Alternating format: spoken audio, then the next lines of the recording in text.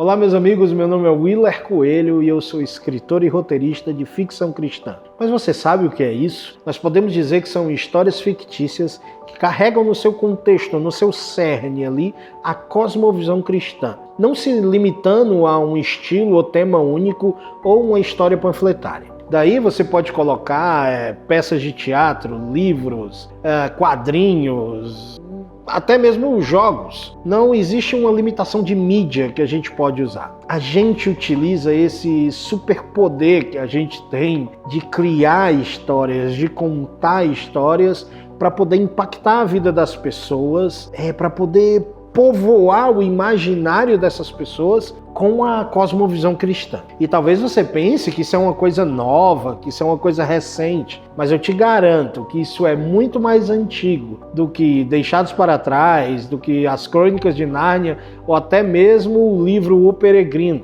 O próprio Jesus utilizou de estruturas narrativas, ele utilizou de contação de histórias para poder trazer o reino de Deus para a vida das pessoas que ouviam ele.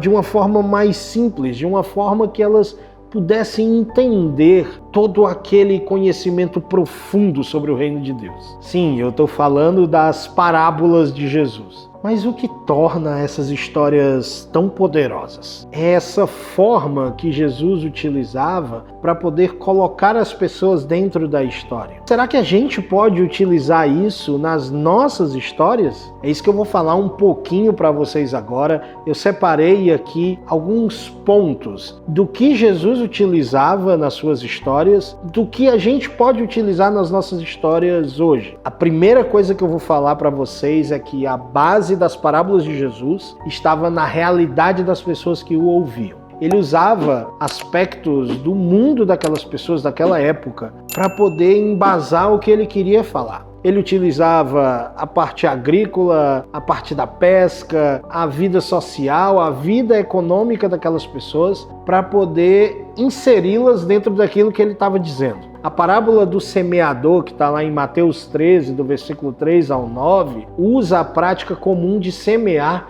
para explicar como os diferentes tipos de solo representam os corações humanos diante da palavra de Deus. Então ele usou algo que era muito comum para aquelas pessoas para poder falar sobre os corações humanos e de como a palavra de Deus chegava naqueles corações. Então, quando a gente usa o imaginário popular hoje em dia para poder contar histórias que têm a cosmovisão cristã nelas, nós estamos fazendo a mesma coisa que Jesus fazia. Então, quando nós utilizamos esses mundos fictícios para poder colocar a cosmovisão cristã, a gente está tornando isso mais palatável para as pessoas. Está colocando ali para elas algo que elas vão conseguir entender, que talvez elas ouvindo um pastor pregando, um evangelista ali numa pregação, elas não vão chegar muito perto daquilo ali. Mas talvez se eu coloco numa história com dragões, com coisas fantásticas, ou até mesmo num romance ou numa história escolar, eu consigo fazer com que essas pessoas se aproximem de algo que, na maioria das vezes, elas não se aproximariam. Jesus utilizava uma simbologia simples e universal. Olha aqui o que é que eu escrevi. Elementos como sementes, luz, pão, ovelhas, moedas, são símbolos universais que eles transcendem culturas, transcendem épocas. Até hoje, quando nós pegamos as parábolas de Jesus, nós conseguimos entender o que ele estava dizendo, porque ele utilizou coisas comuns da época e comuns hoje também. Tudo isso que ele usou, ele usava com um apelo à imaginação das pessoas, de quem estava ouvindo aquilo ali, e de nós que estamos lendo hoje em dia. Por exemplo, a figura do fermento, na parábola do fermento em Mateus 13:33, ela evoca a ideia de transformação invisível e progressiva, sem a necessidade de uma explicação direta. Outra coisa que Jesus fazia era convidar os ouvintes a participar daquelas histórias. Os ouvintes eram convidados a se identificar com os personagens ou situações daquelas histórias. Jesus usava personagens simples, que representavam figuras comuns da época.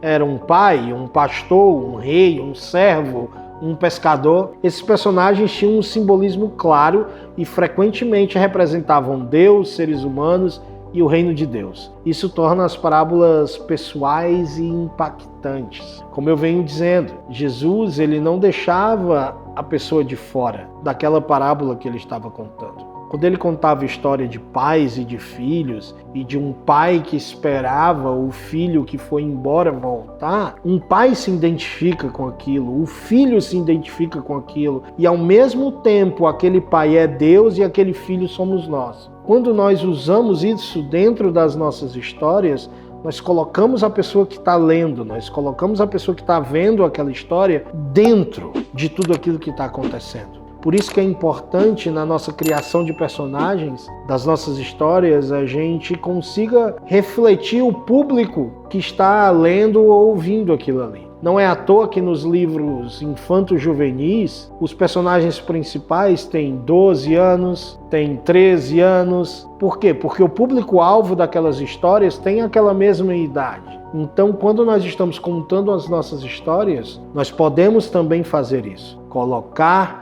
os nossos leitores, o nosso público-alvo dentro dessas histórias. Jesus, ele também desafiava os valores humanos. Olha só, muitas parábolas desconstruíam valores humanos como orgulho, avareza, justiça própria ou preconceitos que aquelas pessoas tinham, levando os ouvintes a reconsiderar o modo como eles viviam. Na parábola do bom samaritano, em Lucas 10, do versículo 25 ao 37, surge uma pergunta de quem realmente é o próximo da pessoa, ou na atitude de líderes religiosos que passavam por uma pessoa que estava em uma situação de risco e simplesmente iam embora. Olha só que poderoso. Com as nossas histórias, nós podemos chegar fundo em temas importantes. Por isso que a ficção cristã, ela não pode ser panfletária apenas. Ela tem que tocar em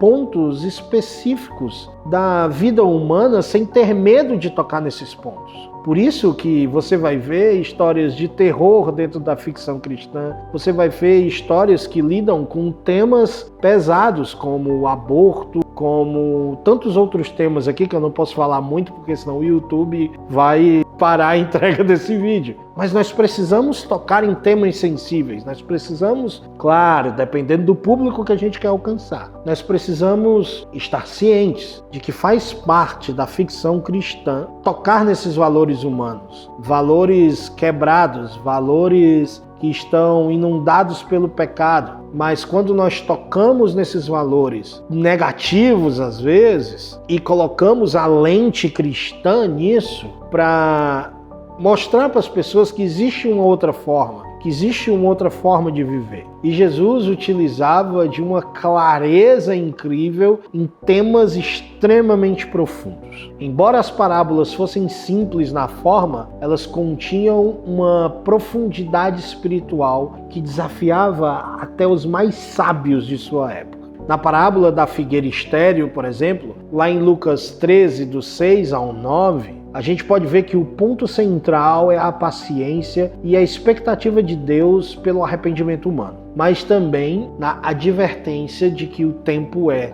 limitado. Então Jesus conseguia falar de coisas profundas, mas de um modo claro, utilizando essas histórias. E nós devemos fazer isso nas nossas próprias histórias. As parábolas de Jesus são exemplos incríveis de como as narrativas elas podem nos ajudar a mostrar a cosmovisão cristã para as pessoas. Desde a época de Jesus até hoje, com os livros de ficção cristã, com os filmes que estão surgindo, ou com as inúmeras formas e mídias que a gente tem de contar boas histórias. E eu acredito que a nossa ficção cristã deve seguir esses mesmos passos de como Jesus contou as suas histórias. Mas se você gostou do conteúdo, clica aí no gostei, manda para os seus amigos, coloca aqui nos comentários qual é a sua parábola favorita, qual é o seu livro de ficção cristã favorito, o que é que você indica para as pessoas lerem. E espero encontrar vocês no próximo vídeo. Até a próxima e que Deus te abençoe.